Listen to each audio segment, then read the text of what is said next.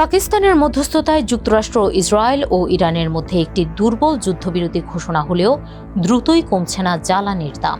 বিশেষজ্ঞরা বলছেন, তেল ও গ্যাসের দাম যুদ্ধ পূর্ববর্তী পর্যায়ে ফিরতে সময় লাগবে অনেক। যুক্তরাষ্ট্র ইসরায়েলের হামলার প্রাথমিক জবাবে যুদ্ধের শুরুতেই হরমুজ প্রণালী বন্ধ করে দেয় ইরান। সংকীর্ণ এই জলপথটি পারস্য উপসাগরকে যুক্ত করেছে ওমান উপসাগরের সঙ্গে। এর মধ্য দিয়েই মধ্যপ্রাচ্য থেকে বিশ্বের তেল ও গ্যাস রপ্তানির প্রায় 20% প্রধানত এশিয়া ও ইউরোপে যায়। যুদ্ধে বেশ কয়েকটি উপসাগরীয় দেশের জ্বালানি অবকাঠামো আক্রান্ত হয়েছে। এতে জ্বালানির পাশাপাশি আকাশচুম্বী হয়েছে হিলিয়ামের মতো উপজাত দ্রব্যের দামও। এই হিলিয়াম টাইলস এবং সেমিকন্ডাক্টর সরঞ্জামের মতো বিভিন্ন পণ্যে ব্যবহৃত হয়। এই উপকরণগুলোর ওপর নির্ভরশীল সারও ক্ষতিগ্রস্ত হয়েছে এই অবরোধে। এর ফলে তীব্র ঘাটতি ও আকাশ ছোঁয়া দামের চাপে পড়েছেন ভোক্তারা। সবচেয়ে বেশি ক্ষতির মুখে এশিয়া ও আফ্রিকার উন্নয়নশীল দেশগুলো। নিত্য প্রয়োজনীয় জ্বালানি থেকে শুরু করে বিভিন্ন শিল্পপণ্যের খরচ বেড়ে যাওয়ায় সাধারণ মানুষের ভোগান্তি পৌঁছেছে চরমে। এখন অনেকের মনেই প্রশ্ন, যেহেতু কার্যকর হয়েছে যুদ্ধবিরতি, তাহলে কত দ্রুত স্বাভাবিক অবস্থায় ফিরবে দাম?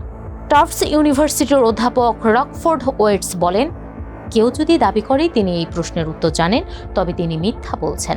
আমরা ঠিক কখন স্বাভাবিক অবস্থায় ফিরব তা বলার সময় এখনো আসেনি। বিশেষজ্ঞদের মতে, বাজার পুরোপুরি স্থিতিশীল হওয়ার আগে হরমুজ প্রণালী দিয়ে পণ্য পরিবহন আবার নিয়মিত ও নিরাপদ হওয়া জরুরি।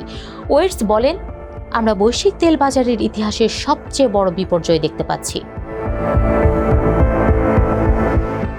এই সংঘাতের আগে প্রতিদিন প্রায় 120 থেকে 140টি জাহাজ হরমুজ প্রণালী দিয়ে যাতায়াত করত। 8 এপ্রিল বুধবার মাত্র 5টি জাহাজ প্রণালীটি অতিক্রম করেছে। পরদিন 7টি জাহাজ এই জলপথে দিয়ে যাতায়াত করেছিল। আল জাজিরাকে ওয়েটস বলেন, এই থেকেই বোঝা যায় স্বাভাবিক অবস্থায় ফিরতে কেন সময় লাগবে। ঠিক কখন পরিস্থিতি স্বাভাবিক হবে তা এখনই বলা কঠিন, কারণ এর জন্য শুধু পরাশক্তিগুলোর নয়, আঞ্চলিক শক্তিগুলোর সহযোগিতাও প্রয়োজন। আর অনেক পক্ষ রয়েছে যাদের ক্ষমতা আছে এই প্রক্রিয়াকে বাধাগ্রস্ত করার। তাই এর শেষ কবে হবে তা নিশ্চিত করে বলা সম্ভব নয়। এখন এমন উদ্বেগও রয়েছে যে জাহাজ চলাচলের উপর টোল ফি আরোপ করতে পারে ইরান। এছাড়া বাড়তি ঝুঁকির কারণে অস্বাভাবিকভাবে বেড়ে যেতে পারে বিমা খরচও। এমনটা হলে তেলের দাম কমার সম্ভাবনা খুবই কম। এদিকে মার্কিন president Donald Trump 9 April Truth সোশ্যালে লিখেছেন, খবর পাওয়া যাচ্ছে যে ইরান হরমুজ প্রণালী দিয়ে যাতায়াতকারী ট্যাঙ্কারগুলোর উপর ফি আরোপ করছে। তারা যেন এমনটা না করে। যদি করেও থাকে, তবে এখনই যেন তা বন্ধ করে।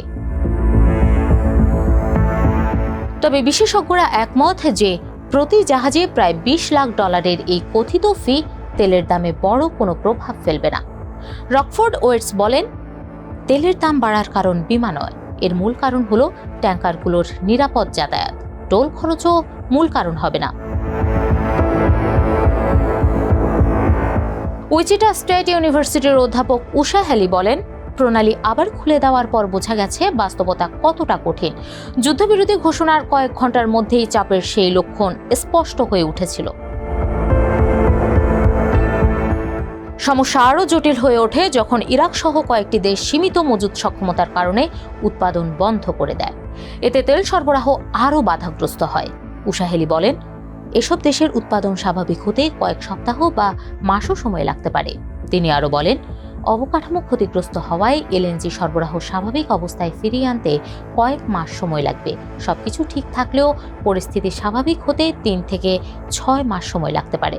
তবে ভুলে গেলে চলবে না, বাস্তব পরিস্থিতি এখনও অনুকূলে নয়।